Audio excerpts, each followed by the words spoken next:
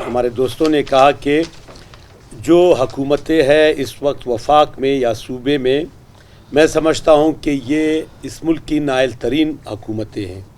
اس لیے نائل ترین ہے کہ ہمارے اس صوبائی حکومت کے جو بجٹ تھا 2018-19 وہ آپ سب کے سامنے ہے.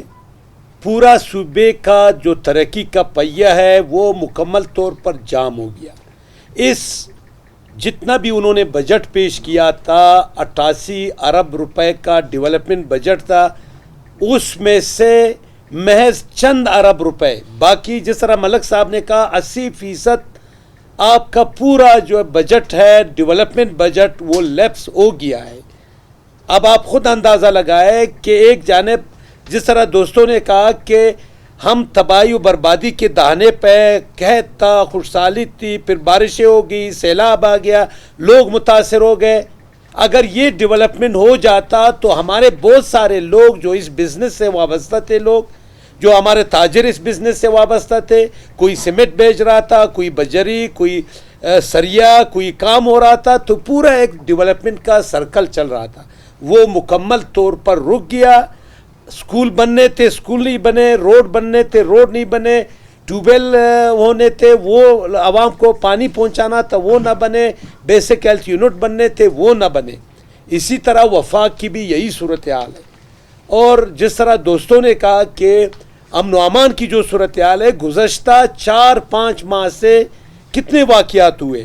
چمن میں واقعہ ہوا، پشیر میں لیویز پہ حملہ ہوا، قلعہ سیف اللہ میں ہوا، لورلائی میں ہوا، سنجاوی میں ہوا، گزشتہ دنوں ہرنائی خوست میں جو واقعہ ہوا، پھر گوادر میں جو پی سی سب سے محفوظ ترین علاقہ ہے. یہ لوگ کہہ رہے کہ لیویز نااہل ہے، ہم اس کو ختم کر رہے، جس کے ہم خلاف ہے.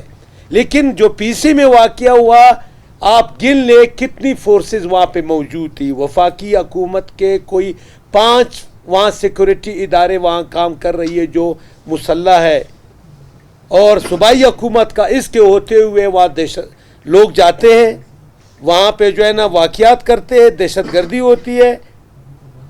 اور اس کے بعد رات کا جو واقعہ ہوا کہ جو ہمارے لوگ مارے گئے، پولیس والے بیچارے مارے گئے، اور مستنگ میں جو واقعہ ہوا، تو یہ واقعات اور مہنگائی کی آپ دیکھ لیں کہ اتنی مہنگائی ہے. آج آپ کا ڈالر 145 روپے تک چلا گیا.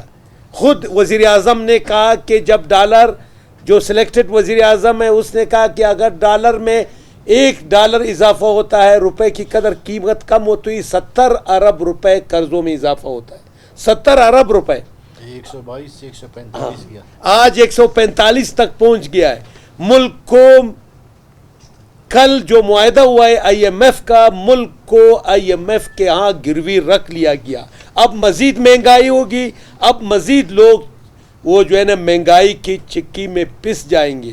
تو ان تمام صورتحال کے حوالے سے متحدہ اپوزیشن نے فیصلہ کیا کہ 17 تاریخ کو کوئٹہ میں شٹر ڈاؤن ہوگا، مظاہرے ہوں گے، مظاہرہ پریس کلب کے سامنے ہوگا، اور جس کا ہم ابھی ہمارے انجمن تاجران مرکزی رجسٹر کے صدر رحیم کاکڑ صاحب ہے، اجالادہ ترین صاحب بھی بیٹھے ہوئے، ہم نے ان سے ریکویسٹ کی، چونکہ یہ لوگ زیادہ تاجر متاثر ہو رہے ہیں.